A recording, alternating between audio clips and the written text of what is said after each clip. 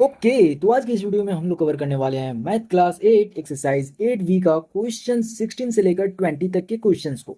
इससे पिछली वीडियो में हम लोगों ने कवर किया था 11 से लेकर 15 तक के क्वेश्चंस को, और उससे पिछली वीडियो में हम लोगों ने कवर किया था 6 से लेकर 10 तक के क्वेश्चंस को।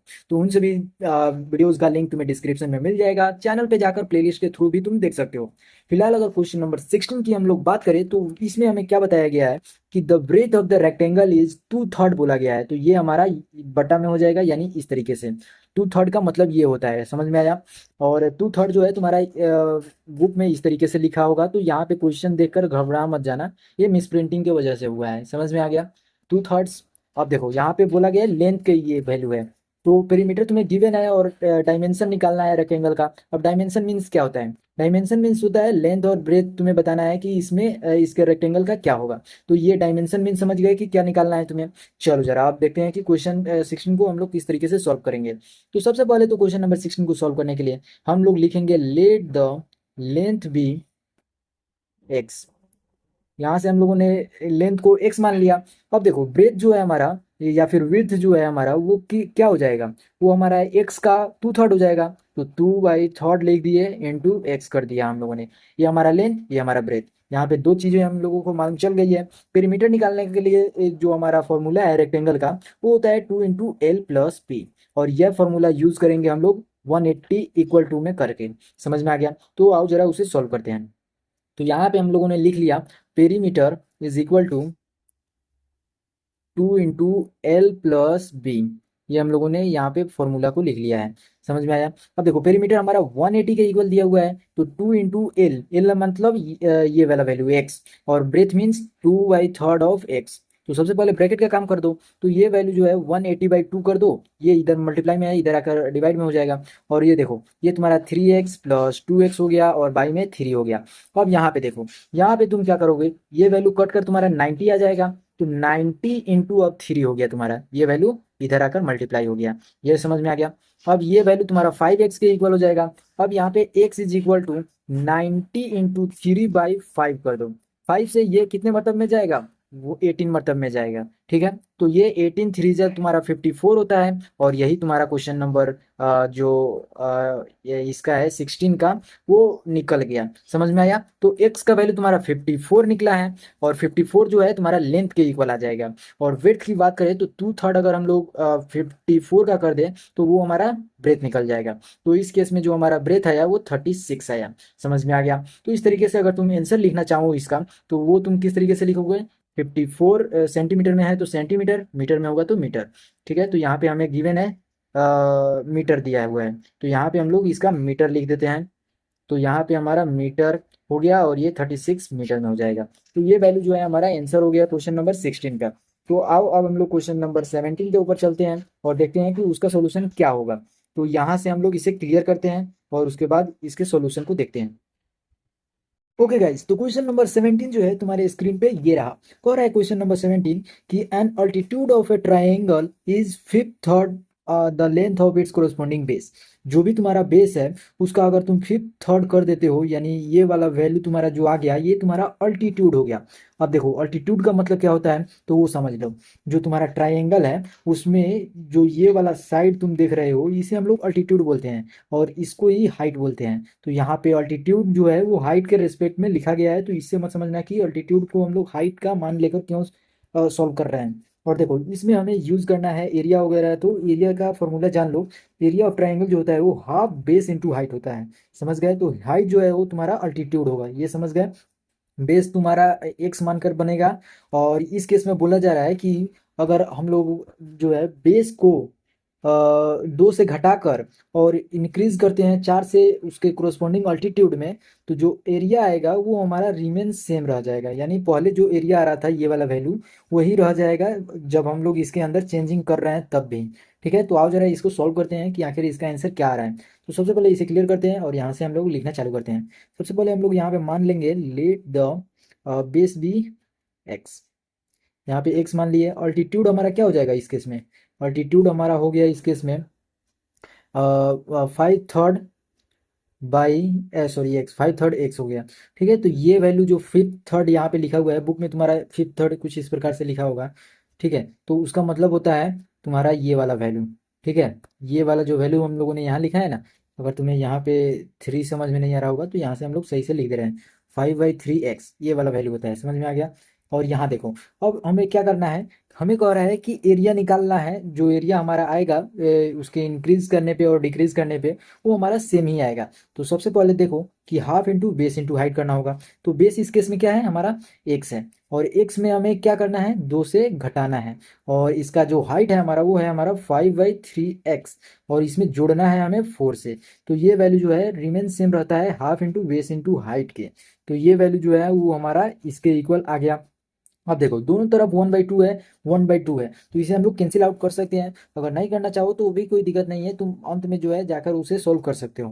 फिलहाल हम लोग ने यहाँ पे कर लिया है ताकि कैलकुलेशन जो है हमारा आसान हो जाए। अब देखो यहाँ पे ये वैल्यू हमारा इस वैल्यू से मल्टीप्लाई होगा, तो सबसे पहले हम लोग ब्रैकेट का काम कर लेते हैं, और यहाँ पे x-2 रह जाएगा हमारा इसी तरीके से। और यहाँ पे हम लोग इसका एलसीएम लेंगे तो 3 हो जाएगा, ये हमारा 5x हो जाएगा, प्लस में 12 हो जाएगा, और यहाँ से हमारा ब्रैकेट बंद हो जाएगा। ये वैल्यू हमारा 5x² हो जाएगा, और उसके बटा में 3 हो जाएगा। अब यहाँ जरा ध्यान से देखना, यहाँ पे भी हमारा जो डिनोमिनेटर है वो 3 हो जाएगा, और इस केस में इसको इसके साथ मल्टीप्लाई किए तो 5x² हो गया, और ये वैल्यू हमारा 12x हो गया, माइनस में 10x हो गया, और माइनस में 24 हो गया। अब यहाँ देखो, यहाँ पे भी तुम्हारा डिनोमिनेटर क्या देखने को मिल रहा है, यहाँ पे भी तुम्हें डिनोमिनेटर जो है तुम्हारा वो 3 देखने को मिल रहा होगा। ये यहाँ से यहाँ कैंसिल आउट हो गया। अब देखो इधर से 5x² को अगर हम लोग लेफ्ट हैंड साइड में मंगाएंगे तो ये वैल्यू हमारा निगेटिव हो जाएगा, और निगेटिव और पॉजिटिव 5x² कैंसिल हो जाएगा, ये वैल्यू इससे घटकर 2x हो गया, और इधर जो 24 था वो हम लोग राइट हैंड साइड में भेज देंगे तो 24 पॉजिटिव हो जाएगा। ये इसको कैंसिल आउट कर दिया, ये वैल्यू हमारा 2x है, और 2x को हम लोग 24 के इक्वल कर दिए, तो जो x का वैल्यू निकल कर आया यहाँ पे हमारा, वो कितना निकल के आ रहा है, 12। तो इस तरीके से जो बेस होगा हमारा इस केस के लिए वो हमारा 12 हो जाएगा। अब देखो हाइट के लिए हम लोगों को क्या करना है, 5/3x करना है, तो 5/3 इंटू हम लोग 12 कर देंगे, ये वैल्यू हमारा कैंसिल आउट हो गया 4 से, और ये वैल्यू हमारा 20 बन गया। तो जो हमारा अल्टीट्यूड है इस केस में वो हमारा 20 सेंटीमीटर हो जाएगा। तो इस तरीके से हम लोगों ने क्वेश्चन नंबर 17 को भी सॉल्व कर लिया है। अब बारी है हमारा क्वेश्चन नंबर 18 की, तो आओ जरा क्वेश्चन नंबर 18 को देखते हैं कि आखिर इस केस में क्वेश्चन नंबर 18 हमारा कह क्या रहा है। सबसे पहले इसे क्लियर करते हैं और क्वेश्चन नंबर 18 को यहाँ पे लिखते हैं। ओके, क्वेश्चन नंबर 18 हम लोगों ने यहाँ पे लिख लिया है। अब देखो क्वेश्चन नंबर 18 क्या कह रहा है, हमें बताया जा रहा है कि दो एंगल का जो रेशियो है वो 4:5 के इक्वल है। ठीक है, यहाँ पे if the sum of the angles is equal to the third angle, ये दोनों कोई का अगर हम लोग सम करते हैं तो वो जो थर्ड एंगल हमारा आएगा उसके इक्वल है। ये हमारा ट्राइंगल हो गया, इसमें 3 एंगल्स होंगे, ये और ये। अब देखो तीनों एंगल का सम तुम्हें मालूम होगा कितना होता है, 180 डिग्री। अब देखो इसमें जो है ए बी और सी, ये जो 3 ट्राइंगल के कोण दिख रहे हैं तुम्हें एंगल्स, उन सभी में से अगर हमें 2 रेशियोज मालूम चल गए 4 और 5, तो ये वैल्यू अगर हम लोग 180 में से घटा देंगे तो तुम्हें क्या लग रहा है, थर्ड एंगल आ जाएगा या नहीं। तो बिल्कुल सही बात है, तो यहाँ पे हम लोग इसे रेशियो कांस्टेंट मान लेंगे 4x 5x, समझ में आया। और ये से जब घटाएंगे हम लोग 180 में से तो वो वैल्यू हमारा एंगल ए को ले, तो इस तरीके से हम लोग इसके सम को हम लोग इसके इक्वल कर देंगे।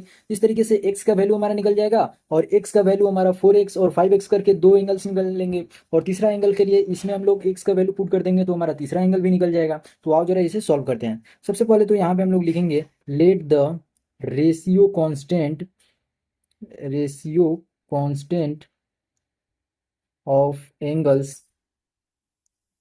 B 4x and 5x। ये हम लोगों ने 2 एंगल ले लिया। अब देखो इसमें हम लोग अकॉर्डिंग टू क्वेश्चन लिखने वाले हैं। अकॉर्डिंग टू क्वेश्चन का मतलब होता है क्वेश्चन के अनुसार। तो क्वेश्चन के अनुसार हमारा जो वैल्यू है वो 4x और प्लस में 5x जब हम लोग करेंगे तो ये हमारा इक्वल हो जाएगा 180 डिग्री, माइनस में 4x माइनस में 5x, तो ये वैल्यू हमारा 9x हो गया, और इधर भी हमारा वैल्यू 180 डिग्री जो है ये हमारा 9x हो गया। तो इधर से हम लोग 9x को इधर ला लेंगे तो ये हमारा पॉजिटिव में हो जाएगा वैल्यू, तो ये हमारा 18x इज इक्वल टू 180 हो गया। अब ये वैल्यू हमारा x का जो है वो हमारा 10 के इक्वल आ गया। अब हमें चाहिए था एंगल्स ऑफ द ट्राइंगल, तो एंगल हमारा कौन कौन सा है, 4x 5x और ये वैल्यू थर्ड एंगल, समझ में आया। तो 4x के लिए तो हमारा वैल्यू जो है वो हमारा 40 हो गया, और 5x के लिए वैसे ही हम लोग अगर कर दें तो ये हमारा 50 हो गया। अब यहाँ से भी तुम देख सकते हो कि 2 एंगल तुम्हें मिल गया, तो तीसरा एंगल जो है इन दोनों का सम जो है तुम्हारा 90 हो जाएगा, और 90 जो है तुम 190 में से अगर घटा देते हो तो वो वैल्यू तुम्हारा 90 आ जाएगा। ये बात क्लियर हो गया। तो इस तरीके से हम लोगों ने क्वेश्चन नंबर 18 को भी सॉल्व कर लिया। अब बारी है क्वेश्चन नंबर 19 की, तो आओ जरा उसे सॉल्व करते हैं। तो क्वेश्चन नंबर 19 जो है वो तुम्हारा नदी नाव से संबंधित होने वाला है, तो उसे मैं तुम्हें बहुत ही अच्छे से समझाने वाला हूँ, तो जरा ध्यान से सुनना, ठीक है। सबसे पहले क्वेश्चन को लिखते हैं। ओके, तो क्वेश्चन नंबर 19 जो है तुम्हारे स्क्रीन पे ये रहा। क्वेश्चन नंबर 19 जो है मैंने तुम्हें पहले भी बताया था कि नाव नदी से संबंधित होने वाला है। तो सबसे पहले मैं इसका एक रफ स्केच बनाकर समझा देता हूँ कि इसमें क्या क्या होने वाला है। देखो, इसमें तुम्हें दो वर्ड देखने को मिलेगा, एक तो डाउन स्ट्रीम और दूसरा अप स्ट्रीम। तो अप स्ट्रीम और डाउन स्ट्रीम का मतलब क्या होता है वो समझ लो। ये तुम्हारा नदी है, ठीक है, मान लो नदी है। अब इस इधर जो नदी का बहाव है वो इस साइड से इस साइड है, ये समझ में आ गया। अगर कोई नाव, मान लो ये नाव है तुम्हारा, ये इस साइड से इधर जा रहा है, तो ये वैल्यू हमारा जो नदी का बहाव होगा वो इस साइड बहेगा, और नाव तो जा रहा है हमारा इस साइड, तो ये जो नाव है हमारा, इसका स्पीड जाहिर सी बात है ये हमारा कम हो जाएगा। और इस केस में जो हमारा वैल्यू होगा स्ट्रीम का, जो हम लोग नाम बोलेंगे वो हम लोग बोलेंगे क्या, अप स्ट्रीम। समझ में आया, ये हमारा अपोजिट डायरेक्शन में रहेगा तो अप स्ट्रीम। अगर डाउन स्ट्रीम की बात की जाए तो उस केस में देखो क्या होता है। ये हमारा मान लो स्ट्रीम जो है, स्ट्रीम मीन समझ रहे हो ना, नदी का जो पानी होता है, धारा होता है, उसको हम लोग बोल रहे हैं स्ट्रीम। समझ में आया। और डाउन स्ट्रीम में अगर नाव जो है हमारा इस साइड से मतलब नदी का बहाव है और इसी साइड में हमारा नाव बहेगा, तो वो हमारा डाउन स्ट्रीम हो जाएगा। समझ में आया। और डाउन स्ट्रीम के केस में जो है तुम्हारा स्पीड वो बढ़ जाएगा। क्यों बढ़ जाएगा? क्योंकि नदी भी उसी राह में बह रहा है जिस राह में तुम्हें जाना है, तो ऑब्वियस सी बात है स्पीड बढ़ेगा ही बढ़ेगा। तुमने ये चीज़ खुद भी एक्सपीरियंस किया होगा, जब तुम बाइक या साइकिल चलाते हो तो जो हवा आता है उससे तुम्हें प्रेशर महसूस होता है, फ्रिक्शन महसूस होता है, और तुम जो है कितना भी पॉडल चलाओ तुम्हें जो है बहुत ही कम दूरी तय करते हो ज़्यादा समय में, ठीक है।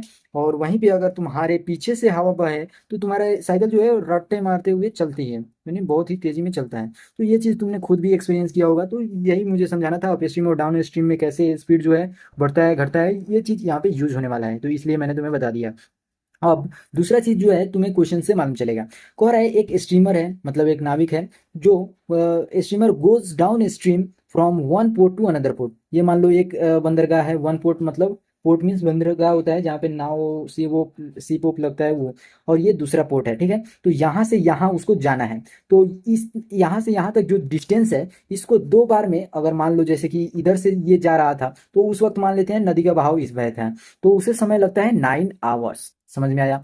और वहीं पे जब वो इधर से इधर आ रहा था तो नाव नदी का बहाव तो इस साइड से था और ये आ रहा है इस साइड, तो ये अप स्ट्रीम हो गया। और इस केस में लगने वाला जो समय है वो तुम्हारा 10 आवर्स हो गया। तो ये 1 घंटा बढ़ गया या नहीं बढ़ गया? तो बोल रहा है कि अगर स्ट्रीम, ये जो नदी का बहाव है वो 1 किलोमीटर पर आवर हो रहा है, कि बहाव से बह रहा है, तो तुम्हें बताना है कि स्पीड ऑफ स्ट्रीमर क्या है, वो कितना जो नाविक है वो कितना स्पीड पे उसे उस नाव को चलाएगा। तो वो तुम्हें बताना है।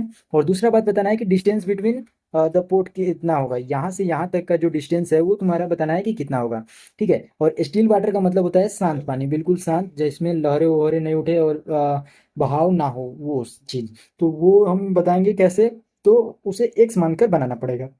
तो आओ जरा सॉल्व करते हैं कि कितना आ रहा है। सबसे पहले इसे हम लोग क्लियर करते हैं। तो अब यहाँ पे देखो, यहाँ पे हम लोग मानेंगे let the speed of streamer in still water. तो सबसे पहले लिख दिए let the speed of streamer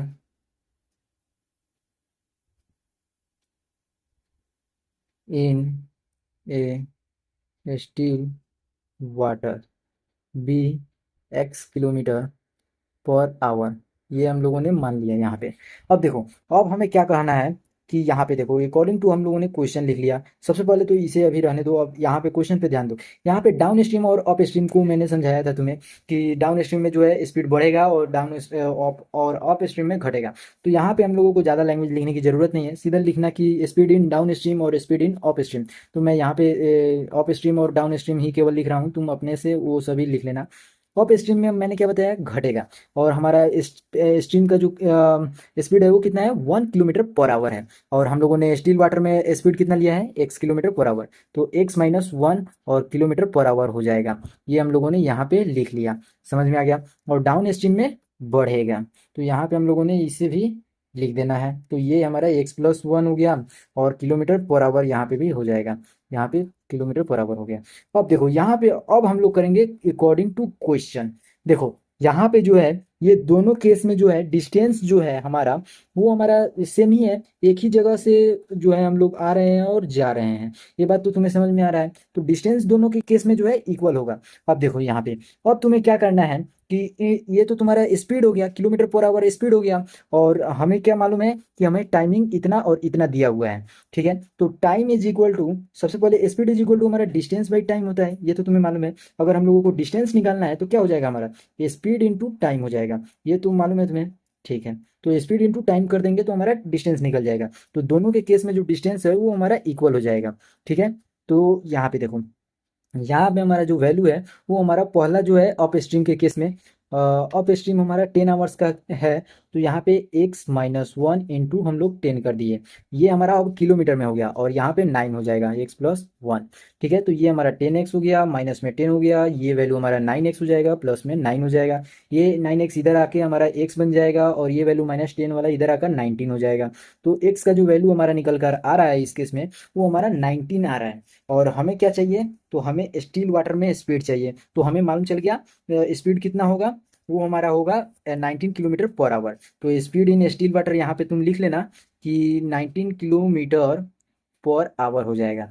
और हमें दूसरा क्वेश्चन इसमें पूछा गया है कि डिस्टेंस कितना होगा दोनों पोर्ट्स के बीच का डिस्टेंस। तो देखो, तुम दो आंसर ला सकते हो। कैसे दो आंसर आएगा सर, तो देखो यहाँ पे ये वैल्यू हमारा डिस्टेंस के इक्वल हो रहा था, और ये वैल्यू भी हमारा डिस्टेंस के इक्वल आ रहा था। तो तुम दोनों में से किसी एक पे भी रख के तुम आंसर को शो कर सकते हो। तो पहले तुम लिख देना distance between the ports is equal to, distance is equal to हम लोग डायरेक्ट लिख ले रहे हैं। सबसे पहले इसे रख के चेक करते हैं। तो 10 इंटू एक्स की जगह पे 19 रख देना, और ये वैल्यू हमारा कितना हो गया, ये हमारा 1 हो गया। तो ये 10 इंटू 18 हो जाएगा हमारा।